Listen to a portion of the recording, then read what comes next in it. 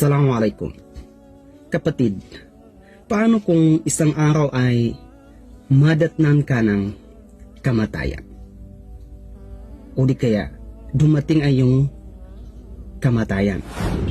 Inna lillahi wa inna ilayhi raji'un. Pero ang nakakalungkot, kapatid, paano kung ang araw na iyan ay ni isang sala o di kaya ni isang ibada ay wala akong nagawa? Ang Allah subhanahu wa ta'ala ay nagsabi, Kullu nafsin dha'iqatul maut.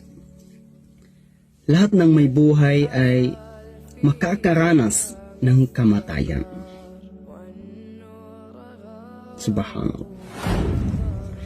Sabi pa ng Allah subhanahu wa ta'ala sa banal na Quran, Ya ayyuhalladhina amanu taqullah